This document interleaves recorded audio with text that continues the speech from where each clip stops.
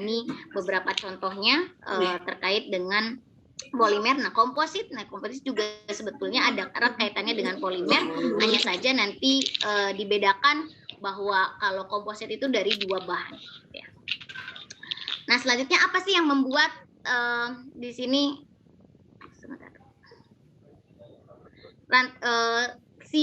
kenapa bisa plastik itu gitu ya bisa terbentuk rantai? Rantainya dia tetap bersama. Ya, karena tidak lain adalah terbentuk melalui ikatan kovalen. Karena kita tahu setiap suatu senyawa atau molekul itu bisa berikatan, salah satu diantaranya adalah ikatan kovalen. Nah, ikatan kovalen pada plastik atau pada polimer itu yang nanti bisa menyebabkan adanya kekuatan gitu ya, masing-masing kekuatannya juga akan berbeda-beda. Iki dilihat dari ini. Sebentar. Nah, jadi pada ikatan kovalen itu setiap atom berbagi satu atau lebih elektron dengan atom lain. Nah, ini biasanya ikatannya kadang ditampilkan sebagai tongkat. Nah, ini maksudnya. Jadi tongkat itu seperti ini. Jadi polimer. Nah, ini contoh untuk polimer lurus. Ini antara karbon yang satu dengan karbon yang lainnya. Nah, itu pasti itu tersusun dari ikatan kovalen, kan, karena dia akan membagi satu atau lebih elektron dengan atom lain atau penggunaan bersama pasangan elektron. Ya. Nah, ikatan kovalen ini yang nanti bisa menyebabkan tidak terus bersama sehingga membentuk rantai. Nah, banyak polimer ini terbuat dari suatu senyawa alkena, di mana kita tahu rumus umum dari alkena adalah CnH2n, dan di sini alkena itu mengandung setidaknya satu ikatan kovalen rangkap antara atom karbon.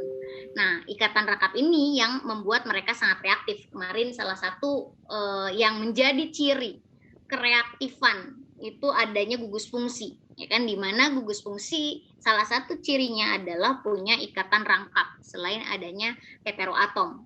Nah, sehingga ketika ada polimer yang terbentuk dari alkena, senyawa alkena, nah maka di sini gitu ya ikatan rangkap tersebut akan membuat mereka sangat reaktif.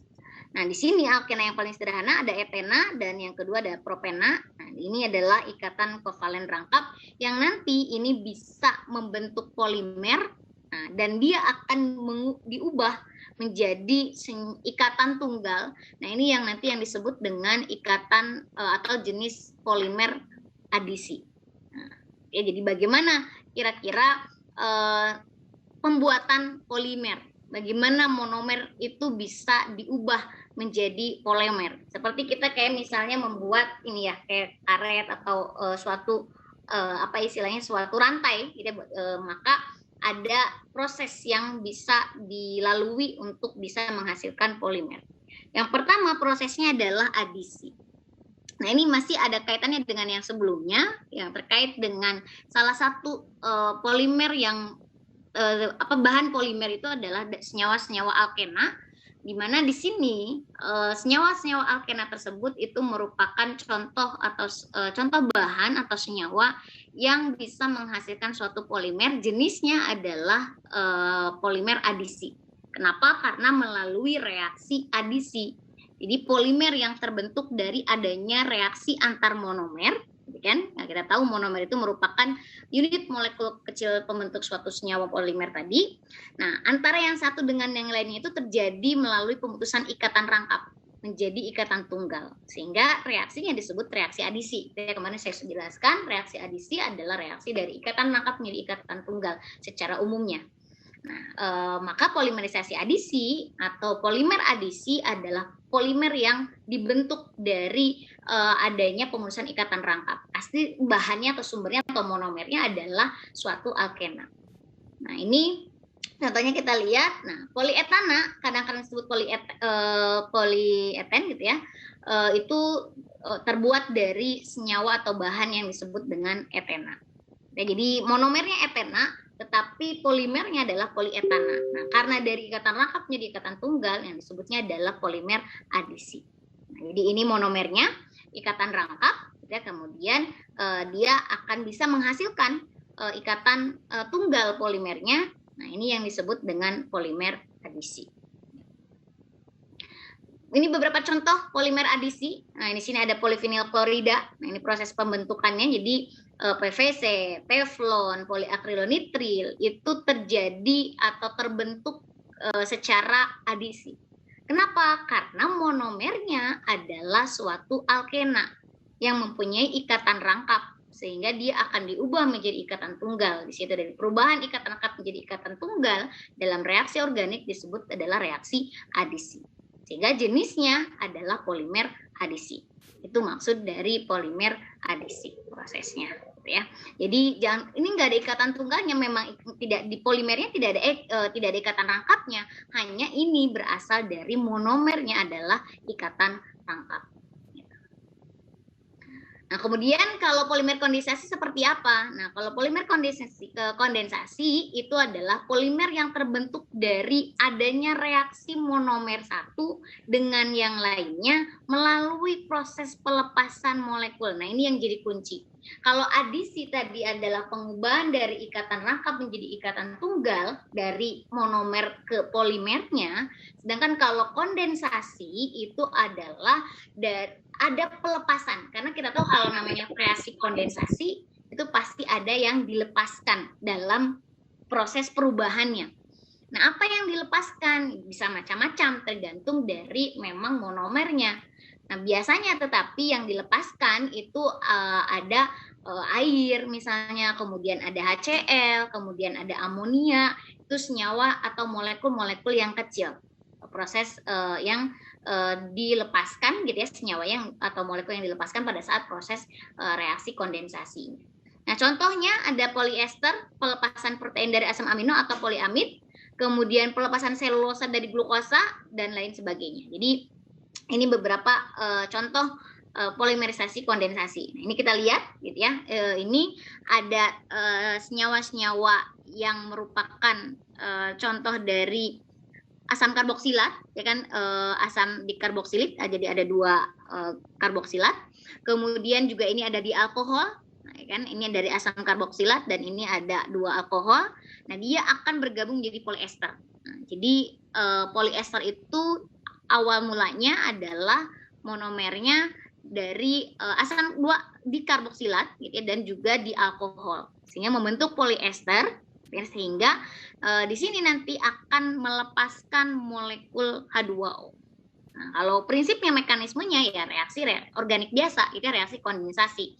Nah, di sini kita lihat misalnya prosesnya, maka ini ada karbonil ya kan yang punya kemampuan yang menarik elektron O-nya sehingga C-nya positif gitu ya, sehingga di sini si C positif dia akan bisa diikat oleh atau ditarik oleh O yang punya pasangan elektron bebas, kan, sehingga dia akan terbentuk di sini. Ya, nah, ininya OH dan H yang ininya dia akan membentuk air. Nah, melepaskan molekul air ini yang disebut dengan reaksi kondensasi karena dia melepaskan suatu molekul. Contoh yang lain ini ada dikarboksilat dengan diamin. Jadi ada 2 gugus karboksilat di molekul yang satu, kemudian ada 2 gugus amina di molekul yang lain sebagai monomernya. Kemudian dia akan membentuk suatu poliamid. Nah, ini poliamid gitu ya. Nah, ini yang juga melepaskan H2O. Nah, karena proses pelepasan ini gitu ya, molekul yang kecil ini, maka disebutnya adalah reaksi kondensasi. Dan polimer yang dihasilkan dari reaksi kondensasi maka disebutnya adalah polimer kondensasi. Nah, ini secara umumnya gitu ya terkait polimer adisi. Jadi selalu kalau polimer adisi itu akan berasal dari bahan atau suatu senyawa alkena. Dengan tekanan yang tinggi, dengan panas atau dengan menggunakan katalis itu bisa diubah atau bisa menjadi senyawa polimer atau di sini kalau monomernya etena, nah, maka jadi polyeten atau etana, polyetana gitu ya, karena ikatannya jadi tunggal. Dan kalau kondensasi itu dia selalu akan ada pelepasan molekul kecil yang dari hasil reaksi tersebut. Contohnya ini poliamid itu nilon dan juga polyester ada terilen. Nah, sekarang apa sih sebetulnya perbedaannya antara polimer adisi dan kondensasi? Nah, ini ada beberapa sifat pembeda. Yang pertama dari monomernya, sudah jelas gitu ya. Nah, jadi polimer adisi itu selalu dari alkena atau akuna, gitu ya, bisa ikatan rangkap 2 atau ikatan rangkap 3, karena dia akan dari ikatan rangkap menjadi ikatan tunggal. Sedangkan kondensasi, nah ini monomernya harus memiliki fungsi yang mirip atau yang berbeda. Tadi ya, jadi ada asam karboksilat, kemudian ada alkohol, gitu ya, kemudian juga prosesnya tadi dari ikatan rangkap menjadi tunggal kalau untuk adisi, gitu, sedangkan kalau untuk kondensasi dia mengeluarkan molekul kecil. Nah, biasanya berat molekulnya yang dihasilkan itu kelipatan integral berat monomernya kalau untuk adisi, gitu ya, karena di sini hampir sama gitu ya monomernya, sedangkan kalau di kondensasi, nah ini adalah tidak nih, mohon maaf ini ya, berat molekulnya tidak dihasilkan dari kelipatan integral monomer. Jadi ini tidak, mohon maaf. Kemudian sifat polimernya, nah biasanya untuk adisi itu termoplastik dan untuk kondensasi itu termoset. Kemudian polimer adisi itu tidak ada produk samping, ya kan, karena apa? Karena dia runtut gitu ya prosesnya dari monomer yang ikatan rangkap tadi. Sedangkan kalau yang kondensasi dia pada produk samping karena dia melepaskan molekul. Dan hasil akhir, nah ini untuk adisi itu biasanya akan sulit didaur ulang. Kenapa? Karena dia akan menghasilkan berat molekul yang tinggi. Sedangkan kalau yang kondensasi itu biasanya mudah didaur ulang. Nah, kemudian bagaimana cara kita menggambar polimer? Ya kan, di sini atau rumus singkatnya, karena kan polimer itu banyak. Nah, jadi karena mengandung ribuan molekul, nah bagaimana kita untuk memudahkan menggambar polimer? Nah, ini biasanya bagian dari molekul polimer dapat ditarik. Nah, sehingga cara yang lebih baik itu adalah dengan menunjukkan rumus singkatannya, gitu ya, yang biasanya diberi simbol seperti ini. M di sini itu menunjukkan bahwa polimer mengandung sejumlah besar unit berulang yang ditunjukkan dalam tanda kurung. Ini adalah unitnya, gitu ya, atau monomernya, gitu ya, unit berulangnya, mohon maaf, bukan monomernya. Dan N itu sebanyak tergantung dari ininya, gitu ya, rantai si polimernya bisa berapa. Nah, kemudian apa saja sifat-sifat plastik? Nah, plastik semuanya kita tahu bahwa akan berbeda-beda gitu ya sifatnya, menunjukkan diantaranya ada yang menghantarkan listrik, ada tidak menghantarkan listrik tetapi tidak reaktif juga gitu ya, dan merupakan konduktor panas yang buruk gitu ya, karena kita tahu ini biasanya plastik itu dibuat sebagai isolator listrik gitu. Kenapa? Karena memang tidak menghantarkan listrik. Dan juga di sini banyak juga yang tidak reaktif, yang tidak terpengaruh oleh bahan-bahan kimia tertentu sehingga lebih aman gitu ya. Nah, mengapa plastik itu tidak reaktif dan juga berguna, tetapi sekaligus dia bermasalah gitu ya. Nah, jadi plastik itu menguntungkan, tetapi di sisi lain juga ada problemnya gitu ya, bahwa di sini dia tidak reaktif, membuat plastik itu tahan lama dan mampu menampung serta melindungi banyak zat dengan aman, ya. Nah, namun ini berarti bahwa plastik tersebut itu juga bisa bertahan lama di lingkungan untuk waktu yang lama, sehingga ketika dilakukan pembuangan yang tidak bijak, nah itu yang nanti akan mengganggu lingkungan juga. Jadi bergunanya karena dia awet, ya, tetapi juga permasalahannya adalah ketika dia dibuang dengan tanpa ada dengan cara yang bijak. Nah, apa yang sebetulnya tadi membuat plastik berbeda? Nah, ini karena awalnya adalah pasti dari penyusunnya. Nah, jadi rantai yang disusun dari polimer tersebut itu bisa berbeda, ada yang bercabang, ada yang berjajar, gitu ya. Nah, ini akan membuat sifat plastik berbeda-beda. Jadi kalau rantainya bercabang, nah membuat plastik itu lebih ringan, lembut dan mudah meleleh. Kemudian kalau yang berjajar itu membuat plastik padat. Jadi thermosetting itu untuk yang rantainya berjajar gitu ya, membuat plastik jadi lebih sulit meleleh gitu ya. Kemudian kalau yang bercabang tadi dia akan ada sifat yang mudah meleleh. Ini beberapa contohnya. Nah, ini di sini kita lihat. Jadi kalau di sini ada yang bercabang, sedangkan kalau yang berjajar dia linier gitu ya. Ini yang bisa menyebabkan sifat plastik berbeda-beda. Nah, ini bagaimana mengubah sifat-sifat plastik? Nah, faktor-faktor yang membedakan atau yang menentukan sifat-sifat plastik itu ada kondisi reaksi, monomer, dan aditifnya. Nah, jadi ini ada 3 faktor yang menyebabkan plastik yang kita lihat sehari-hari itu berbeda sifatnya. Nah, atau efeknya gitu ya. Nah, di sini kondisi reaksinya tadi apakah suhunya yang digunakannya seberapa besar, kemudian tekanannya, atau dia menggunakan katalis atau tidak gitu ya. Kemudian monomernya, apakah dia monomernya tadi bercabang atau berjajar dan seterusnya gitu ya. Kemudian ada tambahan zat aditif.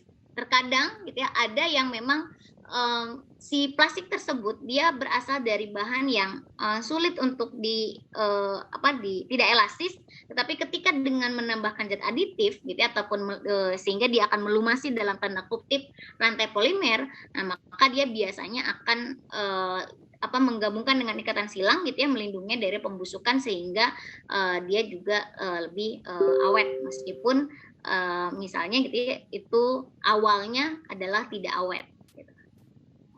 Nah, plastik thermo softening. Nah, ini apa persamaan rantai polimer dengan spaghetti? Nah, ini spaghetti yang dimasak pada saat dingin gitu ya, tetapi lembut saat hangat, gitu kan? Nah, untaian dapat meluncur melewati satu sama lain. Nah, sama halnya dengan kayak polimer gitu ya, ketika makan spaghetti itu seperti contoh dari polimer gitu ya, sebenarnya contoh dari polimer. Ini yang visualisasinya maksudnya gitu. Nah, ini di sini kita lihat di dalam plastik thermo softening ini gaya antar molekul yang ada di penyusun si polimer ini itu lemah, sehingga ini akan bisa membiarkan rantai meluncur melewati satu sama lain. Nah, menyebabkan biasanya yang tidak tahan panas gitu ya. Jadi plastik yang terbuat dari polimer ini dia akan melar dan memiliki titik leleh yang rendah, sehingga tadi mudah meleleh gitu ya, mudah dipanas. Ketika dipanaskan dia akan melar. Mereka disebut plastik thermo softening gitu ya, atau termoplastik. Nah, itu jadi plastik thermo softening atau disebut juga termoplastik itu tidak mengandung ikatan silang, nah sehingga dia akan fleksibel, melar dan memiliki titik leleh yang rendah. Nah, ini juga berarti dapat dicetak dan dibentuk setelah dibuat berkali-kali. Nah, ini beberapa contoh termoplastik gitu ya, ada polietena dan juga karet alam. Ini contoh dari termoplastik atau thermo softening yang melar, yang fleksibel dan biasanya memiliki titik leleh yang rendah sehingga tadi ketika dipanaskan itu bisa meleleh gitu ya. Kemudian yang kedua plastik thermosetting. Nah, beberapa rantai polimer tidak dapat meluncur melewati satu sama lain. Nah, dia kaku gitu ya. Jadi di sini karena ada gaya antar molekul yang kuat. Dia saling bertaut silang. Nah, ini yang nanti akan menahan rantai dengan kuat di tempatnya. Jadi dia nggak kemana-mana gitu. Sedangkan kalau yang tadi dia bisa kemana-mana sehingga dia akan bisa meleleh atau dia bisa melebar gitu ya. Atau dia tadi ketika dipanaskan itu bisa meleleh. Nah, sedangkan kalau yang thermosetting, nah dia karena ada ikatan silang, nah ini adalah ikatan silangnya, nah sehingga ikatan silang ini dia membantu menahan si rantai itu diem di tempat sehingga dia akan lebih kuat atau tidak meleleh. Jadi dia tidak dapat diregangkan, kan kaku dan juga memiliki titik leleh yang tinggi. Nah, itu disebutnya adalah thermosetting atau thermoset. Nah, ini beberapa penggunaan plastik thermosetting. Jadi di sini karena mengandung ikatan silang, maka bersifat kaku, gitu ya, akan pecah saat ditekuk. Kemudian memiliki titik leleh yang tinggi, jadi tidak elastis di sini ya. Kemudian harus dibentuk menjadi bentuk saat dibuat. Gitu ya. Jadi harus di awal, gitu ya. Kenapa? Karena dia tidak bisa diubah. Kemudian, nah mungkin bisa memberikan contoh yang lain, gitu ya, terkait dengan thermoset atau thermosetting. Kayak misalnya tadi gelang-gelangan gitu ya, itu kan dia tidak bisa elastis. Itu yang salah satu contoh dari thermosetting. Nah, kemudian ada beberapa contoh polimer yang lain, yaitu ada UPVC. Nah, apa itu UPVC? Kalau PVC kan polivinyl klorida. Nah, tapi ada UPVC. Nah, ini adalah U-nya berasal dari kata unplastis gitu ya, atau berarti di sini polimernya kaku. Jadi sangat cocok untuk usain jendela karena dia kuat, ringan, dan tahan lama. Nah ini juga sama polimer, kita jadi kaca jendela, gitu kan. Ini juga polimer yang disebut dengan UPVC. Ya, jadi dia tidak kaku gitu ya si polimernya. Nah ini jadi rantainya dikemas rapat bersama-sama sehingga dia kaku dan kuat, gitu ya. Nah, kemudian bagaimana plastisir mengubah sifat polimer? Nah, polimernya akan fleksibel, tidak kaku. Nah, bagaimana di sini? Nah, menambahkan plastisir memungkinkan rantai akan meluncur. Nah, ini gitu ya ditambahkan. Jadi kalau tadi UPVC itu kan tidak tidak bisa meluncur gitu ya atau kaku. Nah, maka bisa diubah yang tidak kaku tadi dengan menambahkan suatu plasticizer. Gitu ya. Nah, sehingga menyebabkan nanti sifat-sifatnya berubah jadi fleksibel dan juga tidak kaku.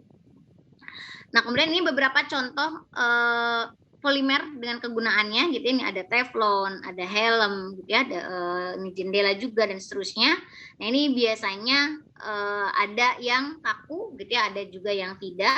Nah, ini semuanya contoh dari senyawa ataupun jenis polimer PET atau polyethylene terephthalate, polyethylene terephthalate gitu ya. Nah, ini nanti tapi di sini tidak semua gitu ya, tidak semua berasal dari polyetilena terephthalate. Teflon seperti teflon yang tidak, tapi ada beberapa. Nah ini nanti Bapak Ibu bisa mengecek gitu ya, bahwa misalnya adalah helm gitu ataupun juga yang dari kayak ini tuh slating gitu ya, slating, kemudian juga misalnya adalah ini beberapa contoh yang berasal dari PET.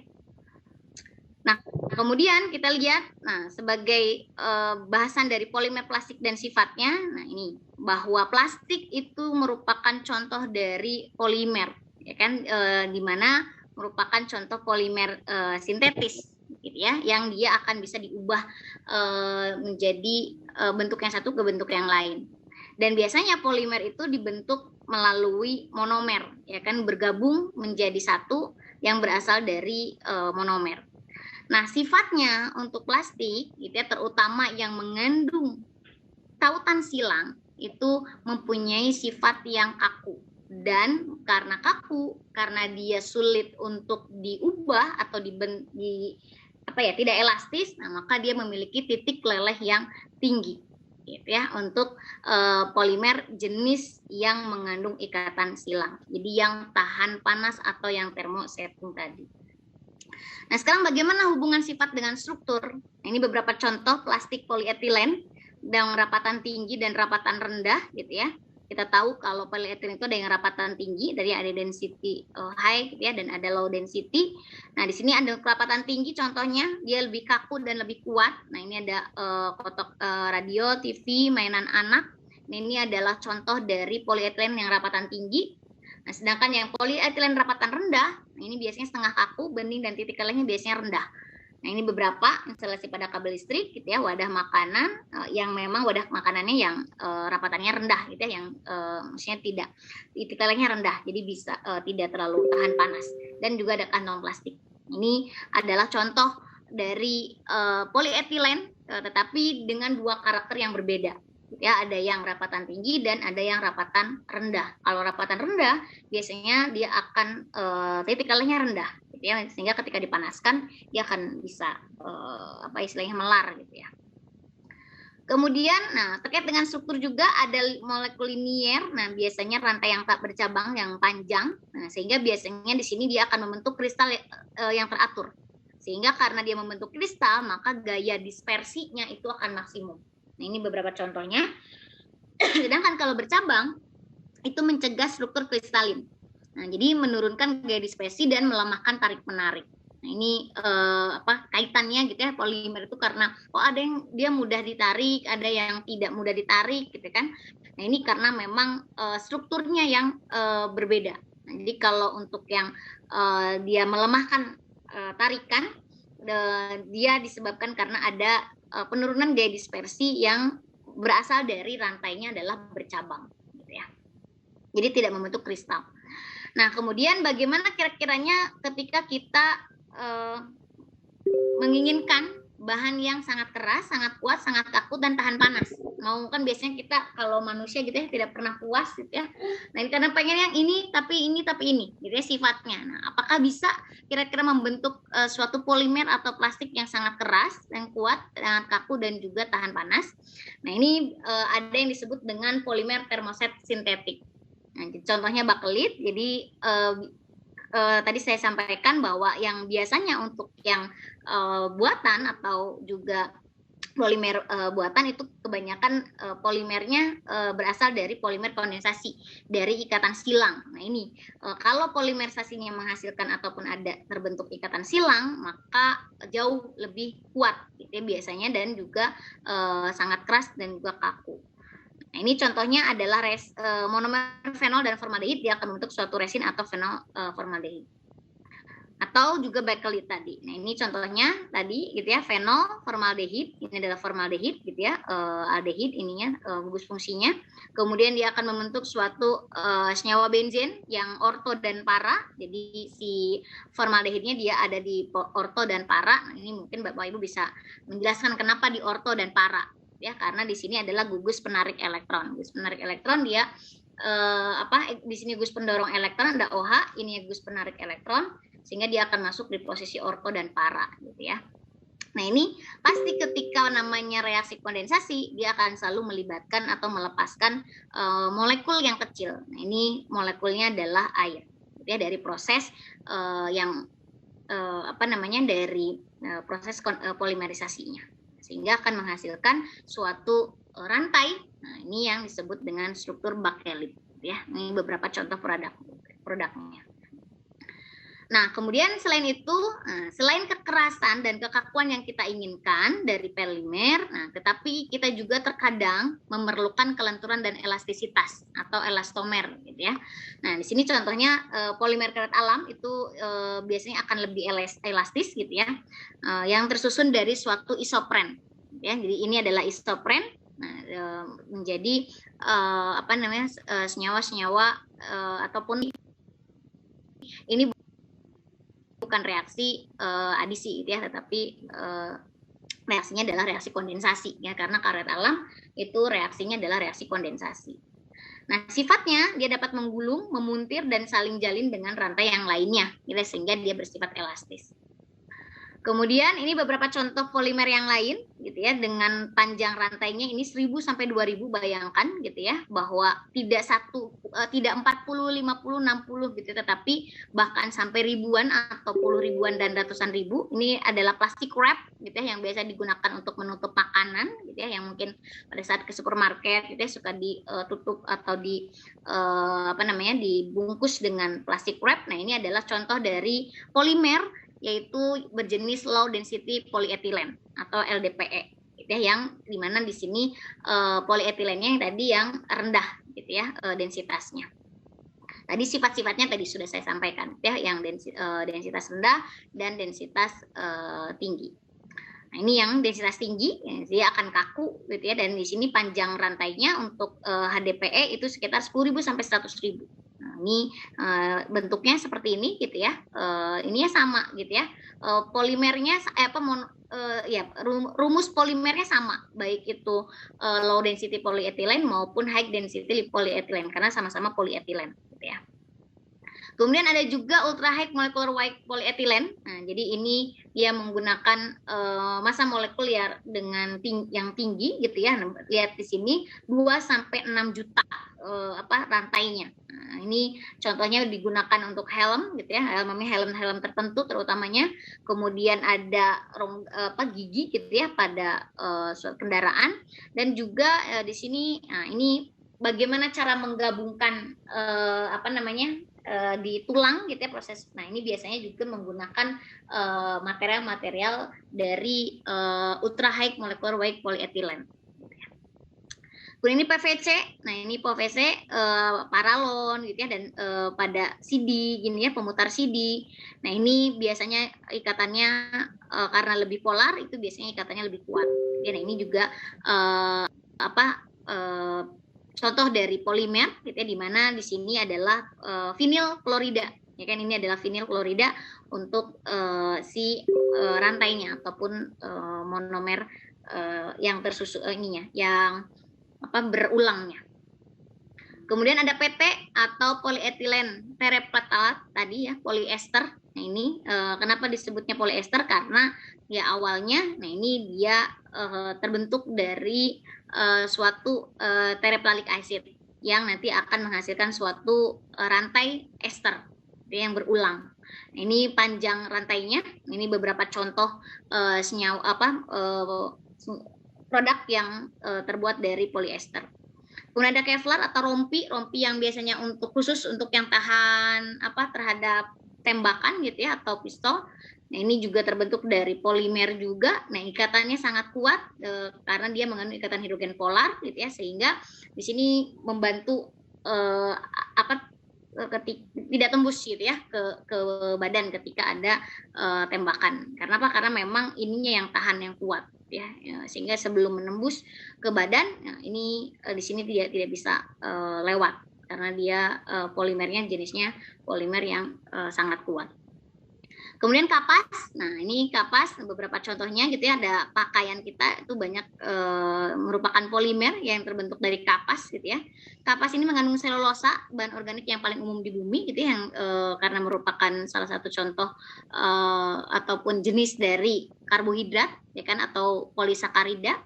Dan di sini merupakan konstituen utama dari kayu dan juga kertas. Nah, bagaimana proses penyusunannya rantainya? Nah ini jadi ketika baju gitu ya yang terbuat dari ataupun juga barang-barang lainnya, nah ini sebetulnya adalah untayan panjang selulosa dan juga ikatan hidrogen yang menyebabkan bisa tidak ini ya tidak melar dan seterusnya. Kemudian ada nilon, ini untuk pancing, benang untuk memancing. Nah ini biasanya berasal dari nilon, atau juga ada bahan ataupun pakaian gitu ya. Nah ini strukturnya. Nah, jadi kalau di sekitar kita, kalau tadi gitu ya, bahwa tidak lepas dari bahan kimia, tetapi tidak selalu saya sampaikan bahan kimia itu merugikan gitu ya, karena bahan kimia ya yang di sekitar kita juga banyak bahan kimia tetapi tidak merugikan. Kemudian ini ada polimer yang alam ataupun yang juga berasal dari biologi gitu ya, atau polimer biologi. Ini ada DNA tadi disebutkan gitu ya, double helix, kemudian ada pati gitu ya, misalnya di kentang mengandung selulosa tadi gitu ya, kemudian gula, kemudian juga protein. Kemudian ada contoh karet vulkanasi. Nah ini juga yang lama istilahnya, yang tahan, yang kaku, yang kuat.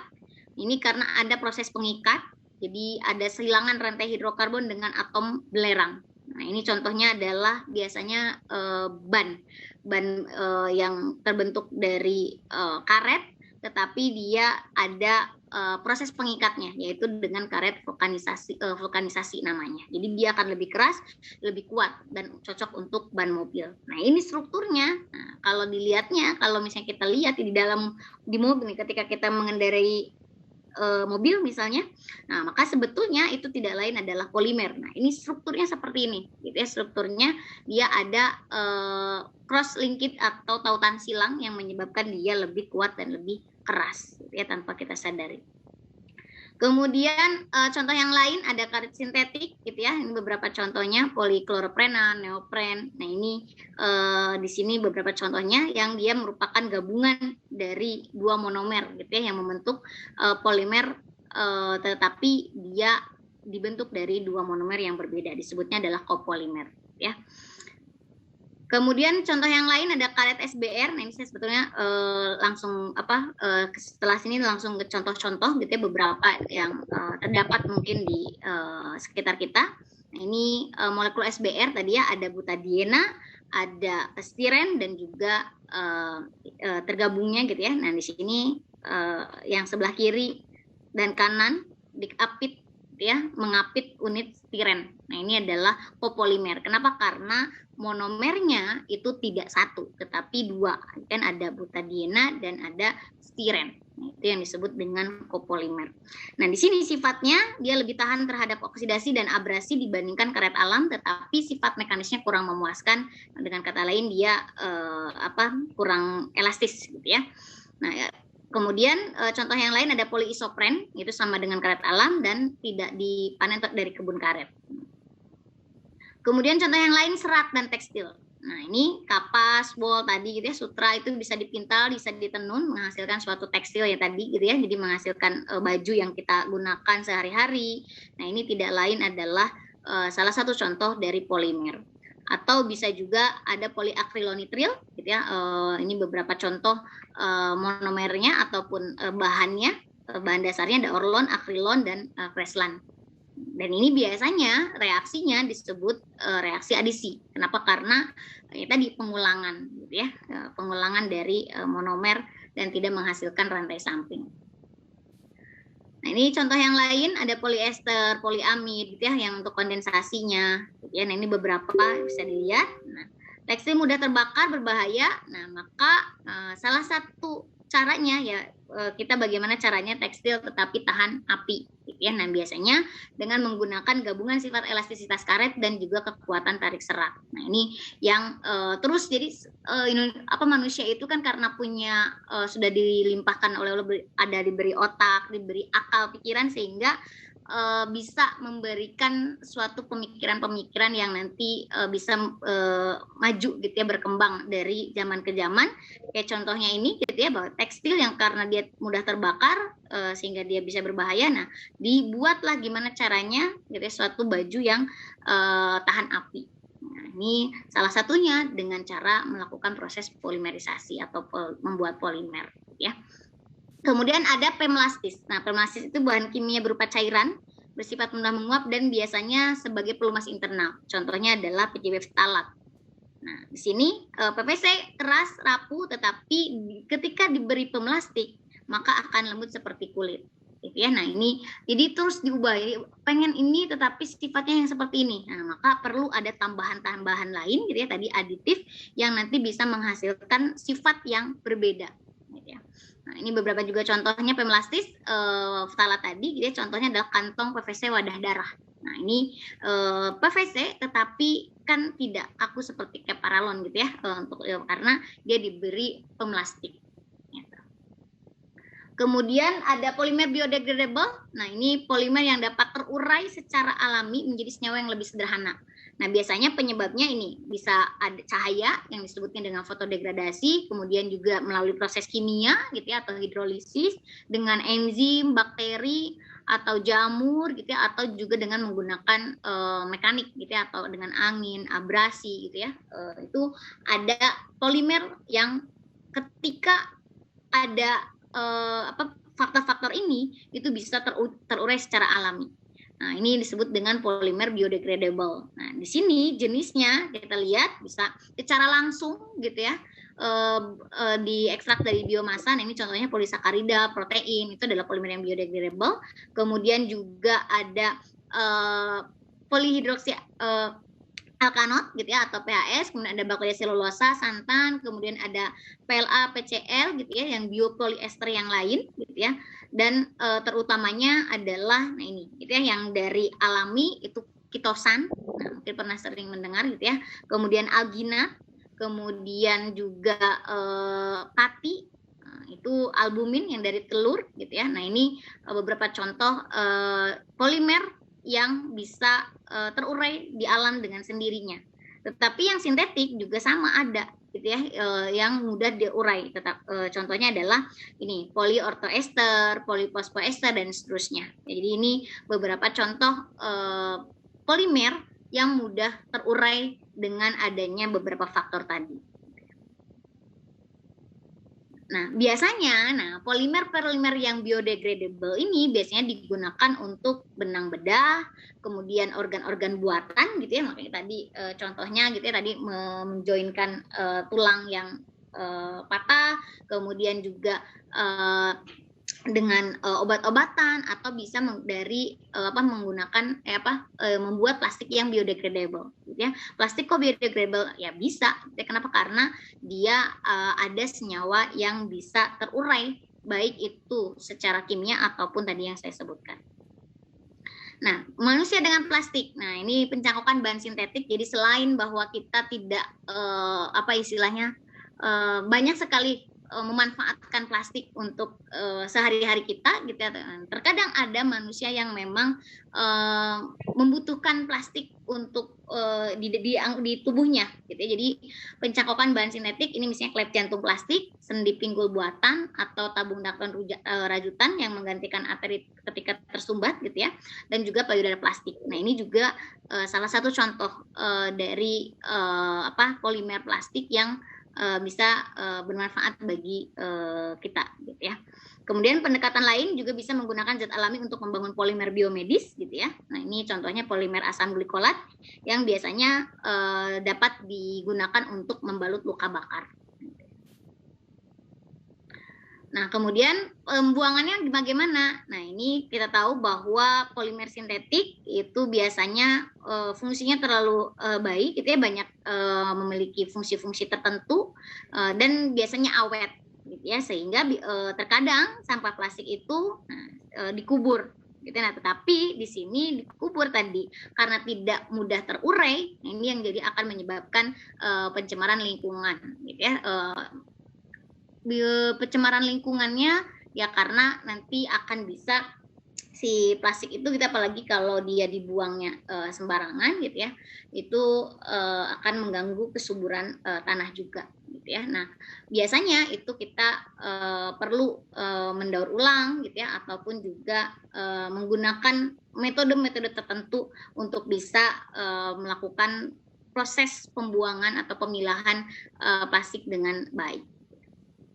Nah, ini jadi pendaur ulangan polimer sintetik. Jadi polimer termoplastik dapat dilelehkan dan dicetak ulang. Nah, sedangkan kalau polimer termoset itu banyak yang telah dikembangkan. Ya, jadi biasanya, nah kalau dibakar itu akan menghasilkan gas beracun hidrogen cyanida. Jadi makanya kenapa plastik itu sebetulnya tidak di plastik-plastik tertentu gitu ya, terutama untuk poliakrilonitril itu tidak boleh dibakar karena dia akan menghasilkan suatu senyawa hidrogen cyanida gitu ya, yang beracun. Ini beberapa contoh yang bisa didaur ulang gitu ya, polimernya.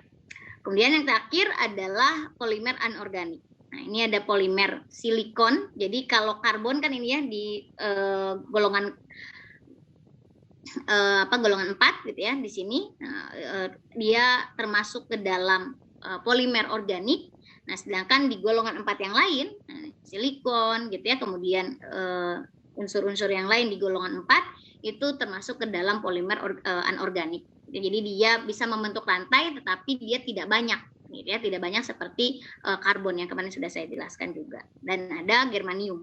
Jadi ada polidimetil german, tetapi ya sekali lagi terbatas jumlah rantainya, tidak sama seperti karbon yang tidak terbatas. Kemudian ada juga gabungan untuk polimer anorganik ini dari boron, karbon, dan nitrogen ya, atau dari aluminium dan nitrogen. Ini juga beberapa contoh ada polimer yang terbentuk dari anorganik. Tapi mungkin nanti Bapak Ibu disampaikan oleh dosen yang lain terkait dengan anorganik. Nah, sehingga di sini kita tahu bahwa sebagai renungan polimer membuat segala macam bahan yang ada di kita, yang di sekitar kita gitu ya. Jadi di sini dalam firman Allah gitu ya, dalam Quran surat As-Sad ayat 27, bahwa di sini kami tidak menciptakan langit dan bumi dan apa yang ada di antara keduanya tanpa hikmah. Nah, seperti ya polimer ini gitu ya, polimer itu merupakan salah satu yang memang ada di langit dan di bumi mohon maaf, yang memberikan manfaat untuk kita gitu ya. Sehingga di sini gitu ya, ketika kita tidak memanfaatkan dengan sebaik-baiknya, nah, sama saja berarti kita tidak mengakui bahwa di sini gitu ya, kalau dia tanpa hikmah ya berarti kita termasuk ke dalam orang-orang kafir. Nah, sehingga apa yang memang kita temukan di sekitar kita kita ambil manfaatnya sehingga nanti kita tidak termasuk ke dalam orang-orang kafir. Ya, mungkin itu saja penjelasan dari saya terkait dengan polimer. Mudah-mudahan Bapak Ibu bisa sedikit menambah apa yang sudah Bapak Ibu dapat, pasti jauh pengalamannya dibandingkan dengan saya. Terima kasih, kurang lebihnya saya mohon maaf. Assalamualaikum warahmatullahi wabarakatuh.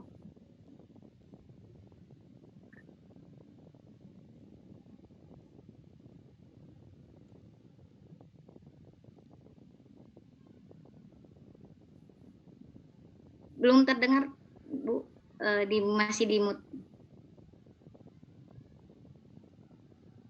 Kayaknya masih di mute, Bu. Sebenarnya.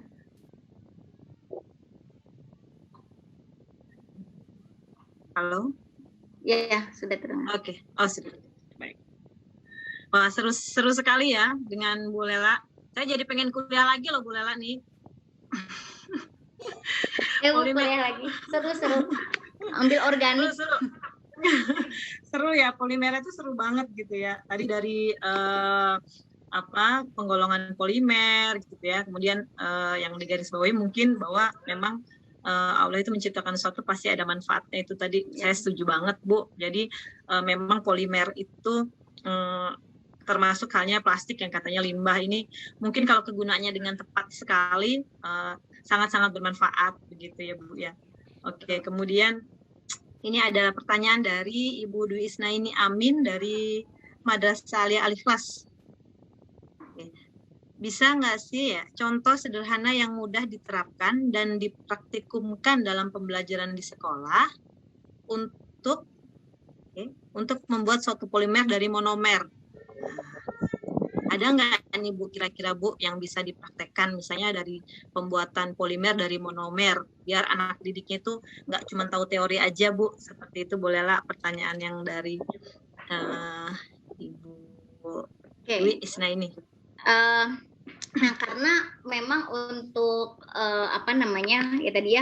untuk polimer itu karena dia memerlukan suhu dan juga tekanan gitu ya, sehingga memang terkadang kalau secara biasa gitu ya itu tidak bisa langsung jadi polimer gitu ya, hanya mungkin gampangnya gitu ya mungkin dari yang ini aja, yang dari alam gitu ya, misalnya pada saat dari karet gitu ya, kemudian si getahnya, nah itu mungkin bisa dibentuk dari karet alam itu, misalnya dari ya barang-barang atau bentuk apa saja gitu ya, dari misalnya dibuat berupa istilahnya ya, bahan-bahan atau yang gelang gitu ya, misalnya membuat gelang yang tadi yang kayak bakelit gitu ya,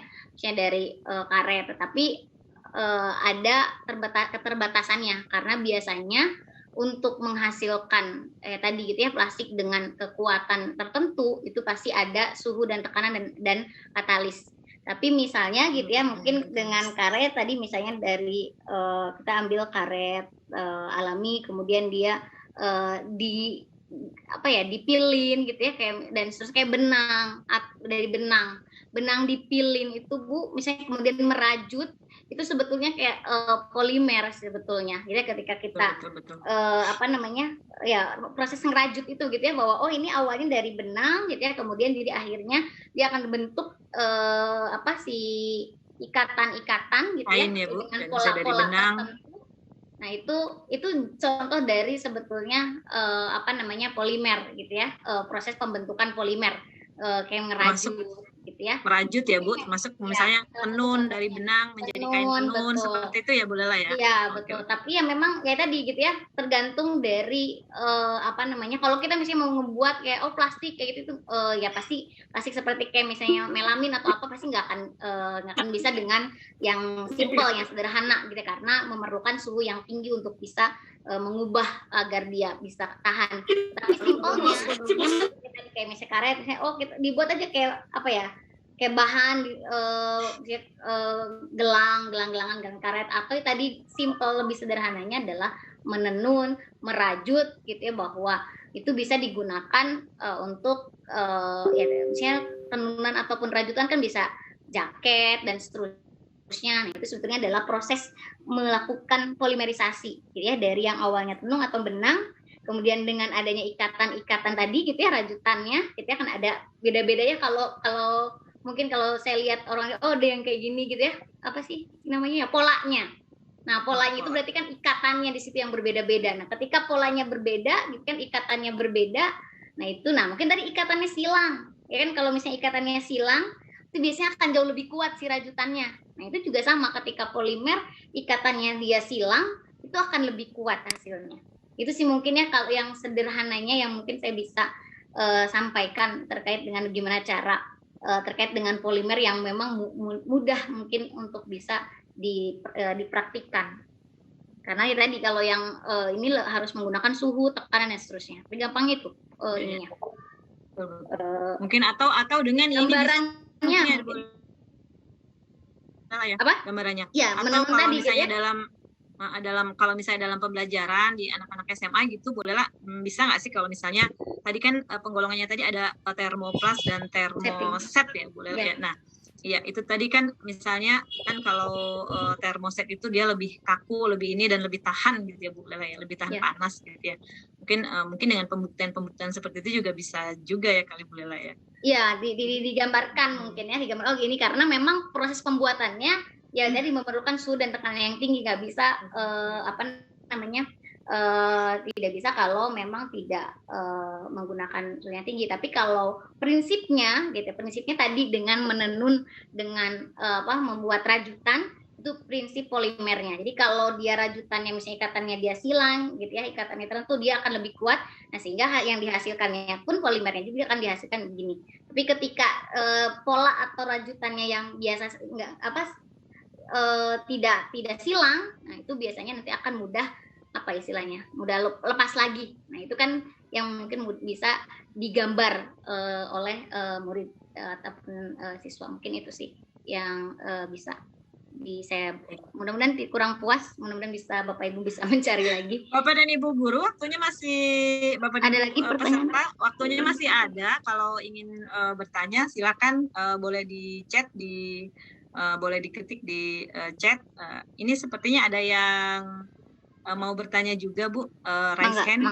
Bapak silakan. Wahyu, silakan Bapak Wahyu.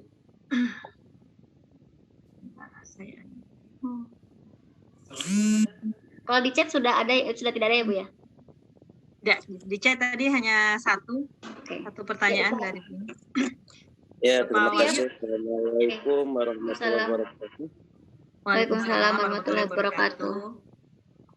Mungkin ini suatu gambaran lagi bahwa memang kimia tidak bisa lepas dari praktek gitu ya. Memang ketika pembelajaran polimer, setiap guru atau saya sendiri lah selama 22 tahun agak sulit untuk memberikan contoh real reaksi tentang polimer karena memang keterbatasan. Tapi ada sih sebetulnya beberapa yang mungkin ini ada satu contoh reaksi gitu ya. Tapi mohon maaf mungkin tidak akan bisa di sini gitu ya. Saya hanya sedikit mau meluruskan, tadi Ibu Lela mengatakan bahwa polimerisasi itu kita mungkin bukan salah satu contoh polimerisasi, hanya mungkin analog saja. Iya, gambaran. Analog gitu ya, perbandingan ketika kita melakukan tenun gitu. Tapi itu bukan berarti bahwa itu adalah polimerisasi, bukan. Karena ketika menenun saja, kain yang kita pakai itu adalah sepertinya contoh dari polimer begitu, itu ya. Itu saja mungkin. Ya, jadi gambarannya. Ya, analog saja, analog, bukan gambaran, analog gitu ya, analog. Jadi memberikan reaksi bahwa itu polimerisasi. Contoh reaksi polimerisasi juga bukan seperti itu mungkin ya. Ini aja hanya sedikit saja meluruskan. Terima kasih. Assalamualaikum warahmatullahi wabarakatuh. Iya, gambarannya yang mudah, maksud saya mudah ini ya Pak, kan tadi ya kalau proses polimerisasi gini-gini kan bingung. Jadi prosesnya itu gitu ya, nah kayak tadi gitu ya, bahwa ketika proses kalau tadi yang menghasilkan rajutan yang bagus itu yang ketika polanya misalnya ada silang dan seterusnya gitu, sehingga dia akan lebih kuat nanti hasil rajutannya. Nah, begitupun juga nanti di proses polimer itu gitu. Jadi ketika ada ikatan silang yang terbentuk di antara si monomernya, nah biasanya polimer yang dihasilkannya nanti akan jauh lebih kuat. Itu sih betul tadi Pak Wahyu maksudnya. Jadi ya gambaran untuk bisa untuk bisa menunjukkan bahwa terkait dengan reaksi dan sifat yang dihasilkan dan juga terkait dengan struktur, itu maksudnya. Karena kalau lihat dari reaksi dan seterusnya, betul seperti Pak Wahyu mungkin agak sulit tergambarkan, tetapi analoginya mungkin betul analog ya, betul dianalogkan gitu ya Bu Lela ya, dianalogkan karena ya dianalogkan. Jadi kalau dari monomer mau jadi polimer seperti itu, membentuk yang bagus seperti itu ya, dianalogikan seperti itu. Karena untuk reaksinya sendiri akan sangat sulit dipraktekkan seperti itu. Baik, betul. Memang polimer ini memang kayak ini aja ya, seperti hayal-hayal aja gitu ya Bu, kalau yang lihat reaksinya dari monomer jadi ini gitu. Mungkin Bapak Ibu guru juga untuk mencontohkan mereaksikan beda dengan kalau misalnya koloid, pembuatan koloid kan langsung, nah gitu kan. Kalau polimer dari monomer jadi polimer tuh yang seperti apa sih reaksinya gitu kan, mungkin masih bayang-bayang juga gitu kan anak-anak kalau tidak ada yang dipraktekkan secara langsung mungkin seperti itu ya. Tapi kalau dianalogikan tadi bisa juga. Baik, Bapak dan Ibu guru, sudah tidak ada pertanyaan lagi. Apakah ada yang masih ada pertanyaan? Silahkan kalau ada yang mau bertanya, boleh langsung raise hand. Tidak ada? Tidak ada? Baik. Mungkin di chat tuh banyak yang nanya link absen katanya Bu. Oh iya, link absen nanti di-share setelah diskusi ya. Iya, setelah diskusi atau setelah ada yang bertanya atau setelah jawaban dikemukakan, mungkin nanti setelah itu baru. Baik, tidak ada ya? Kalau tidak ada, kita masuk ke sudah tidak ada. Baik, kalau sudah tidak ada materi ataupun diskusi dengan Ibu Lela Lailatul Humaisyah selesai. Terima kasih banyak Ibu Lela, banyak sekali ilmu yang bisa banyak sekali ilmu yang bisa saya dapatkan. Bu Lela, sebenarnya saya sih tadi ada yang pengen nanya, itu tadi parfumnya itu tadi dijual bebas nggak sih Bu parfumnya? Saya kepo banget loh Bu, parfum disemprotin terus kita jadi meningkatkan daya ingat gitu kan. Nanti kalau kita lupa gitu kan, kita setiap hari aja pakai parfum itu gitu ya. Bu Lela, bisa nggak sih? Saya jadi kepo. Kalau parfum sih masih terbatas ya. Ada di ini tuh, saya join dengan dosen di UPI sebetulnya gitu ya, dengan profesor di UPI terkait dengan riset parfum yang sekarang yang sudah diproduksi yang banyak itu ini yang sama seperti kayak fresh care atau safe care Bu, tapi sama itu baik, juga baik. Jadi bentuknya seperti yang sekarang ada nama ini itu Esperfum. Itu join riset saya dengan yang di profesor di UPI. Memang kalau untuk parfum belum tapi sampelnya sih ada, cuma belum diproduksi untuk yang belum diproduksi. Yang sudah diproduksi itu baru yang ini air freshener. Yang fresh ya Bu. Sama safe care yang tipe safe care kayak safe care atau fresh care itu Bu. Oke. Yang baru diproduksi. Apalagi mungkin lagi booming lagi karena pandemi ini kali ya Bu Lela ya. Ya betul itu sih. Kalau yang parfum aromaterapi masih belum, karena belum produksi. Kalau sampel sedikit sih ada gitu. Karena ada senyawa yang memang di dalam si parfum tersebut yang bersifat sudah terbukti sebagai dapat meningkatkan daya ingat ke hewan percobaan. Oh, baik. Wah, Nah, itu kepo banget itu tadi. Bu Tika gimana Bu Tika, kita mau beli parfumnya itu biar anak kita makin cerdas gitu kan. Ya, berangkat sekolah disemprotin parfum gitu kan. Ya, jadi dia ini Bu, jadi si senyawanya itu gitu ya, atau si aromanya itu dia bisa diterima, ditangkap oleh suatu indera kita gitu ya, di indera penciuman kita, sehingga mampu bisa ke saraf-saraf sel otak gitu, sehingga dia akan mampu tadi meningkatkan daya ingat salah satunya. Tapi memang jangka panjang saya kira gitu ya, nggak langsung. Luar biasa ya, luar biasa sekali bapak-bapak dan ibu-ibu peserta webinar kita. Narasumber kita Bu Lela ini memang sangat expert ya di bidang ekstrak-ekstrak, parfum-parfum dan lain-lain ya. Bahan alam di obat gitu ya, bahan alam, obat-obat sintesis ya Bu. Saya juga tadi baca ada terhadap aktivitas bakteri gitu ya. Ada parfum yang bisa menghambat aktivitas bakteri dan lain-lain itu. Wah. Pokoknya nanti mungkin lain waktu mungkin kita ada, kalau ada webinar begitu saya dikabarin ya Bu Lela. Oh, banyak Bu sebetulnya kalau webinar sekarang, apalagi ketika ini bisa ketika ada ada COVID ini gitu ya, banyak sekali sekarang webinar terkait dengan apalagi misalnya bagaimana cara menanggulangi COVID gitu ya, terkait dari kimia organik bahan alam, senyawa-senyawa apa aja atau bahan-bahan apa saja yang memungkinkan bisa jadi obat COVID. Itu juga ITB kemarin dosen saya juga menemukan sintesis kemungkinan yang hampir sama dengan obat yang antivirus yang Vivipar kemarin. Tapi masih itu sih, masih proses. Itu paling kalau seru sih kalau seru ya, ya di lab. Kimia organik seru ya Bu, kimia organik. Ya saya dibandingkan dengan kimia yang lain. Baik. Lebih pusing. Nanti Bapak Ibu minggu depan mulai dengan dosen-dosen yang lain, analitik, kemudian juga fisika yang mungkin akan jauh lebih expert dibandingkan saya, karena saya termasuk di UMI itu junior gitu ya. Jauh pengalamannya dibandingkan junior tapi pengalamannya dibandingkan Bapak Ibu dan itu pasti jauh pengalamannya dibandingkan saya gitu ya.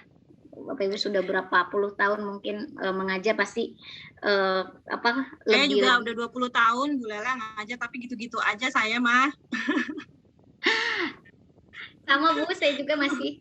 Tapi itu sih mungkin yang jadi yang harus betul kata Pak Wahyu, bahwa kita ya harus ini kan dengan sehari-hari, kehidupan sehari-hari, kemudian juga jangan istilahnya melulukan reaksi. Ini awal juga saya nggak ngerti reaksi gitu ya, reaksi, tapi ternyata ada hal yang ini loh kuncinya gitu, konsepnya itu yang harus bisa dipahami sehingga nanti bisa diterapkan ke yang lain. Itu sih mungkin ininya. Itu mungkin Bu. Baik, terima kasih banyak Bu Lela. Baik, terima kasih banyak Bu Lela. Mudah-mudahan kita nanti akan berjumpa di kesempatan yang lain. Bapak dan Ibu Guru, kita ucapkan terima kasih banyak kepada Bu Lela atas materi yang beliau sampaikan.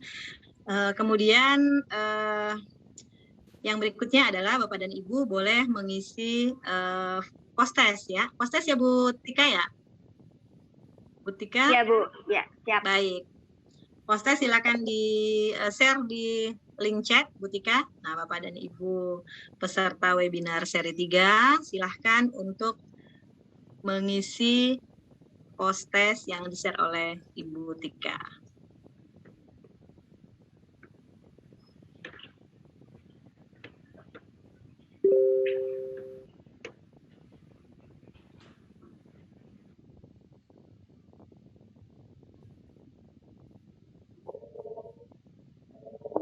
Sudah muncul ya Bapak Ibu, tes akhir polimer.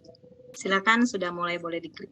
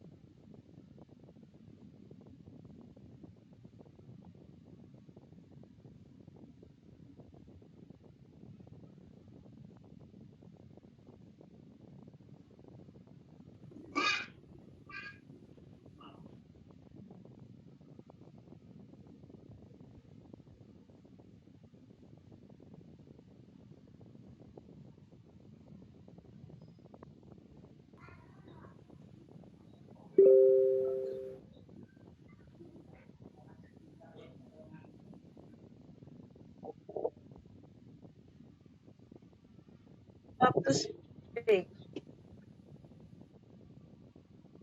Belum, Bu. 5 menitnya sampai jam 14.51.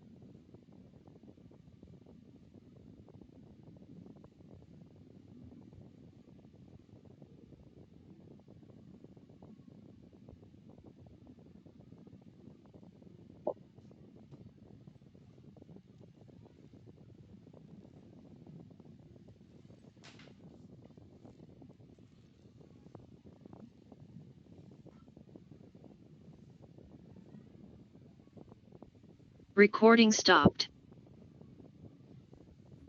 Bu Ratri, waktunya sudah habis, Bu.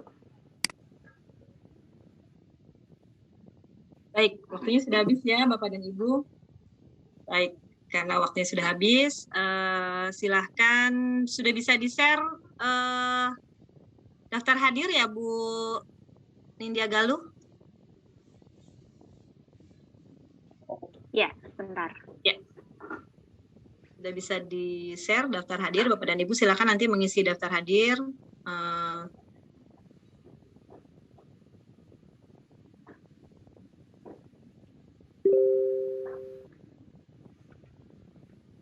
Sudah, Bu, di kolom chat. Sudah, baik. Baik Bapak dan Ibu, ini yang sudah ditunggu-tunggu daftar hadir nih. Nah, silahkan Bapak dan Ibu sudah bisa mengisi. Jangan lupa emailnya jangan salah. Nanti sertifikatnya salah kirim.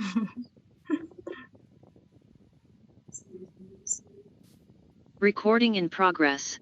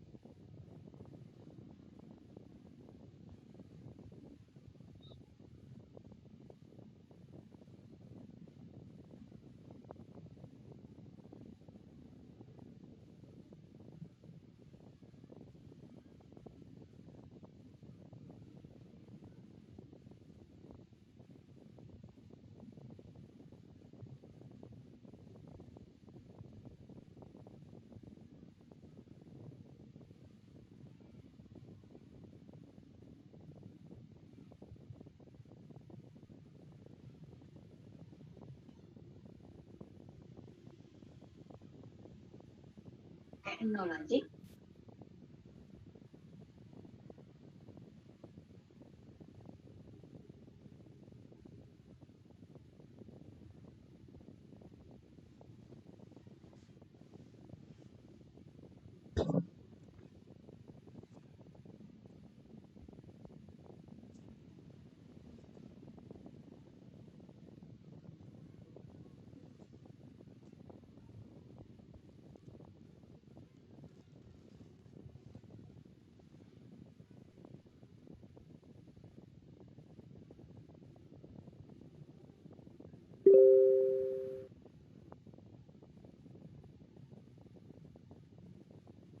Sudah Bu Ratri sepertinya. Baik. Pokoknya tadi ada suruh ngisi resume juga nih. Bu Tika, jadi saya ngisi resume dulu. Resumenya nggak usah panjang-panjang ya Bapak Ibu, pendek aja.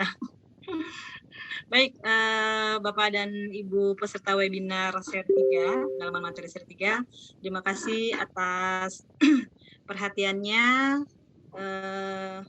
Kita ini masih akan berlanjut minggu depan ya Bu Tika ya? Ya. Baik, nanti masih akan berlanjut terus ya. Baik, mungkin dari saya itu saja. Terima kasih sekali lagi kepada Ibu Lela Lailatul, kemudian Ibu Tika sebagai host, panitia semuanya, dan tak lupa kepada para peserta webinar seri 3. Baik, saya sebagai moderator, apabila ada kata-kata yang kurang berkenan, saya mohon dimaafkan. Saya akhiri. Billahi taufiq wal hidayah. Wassalamualaikum warahmatullahi wabarakatuh. Waalaikumsalam warahmatullahi wabarakatuh. Ya. Waalaikumsalam. Terima kasih. Nah, ini lagi penutupan. Recording stopped.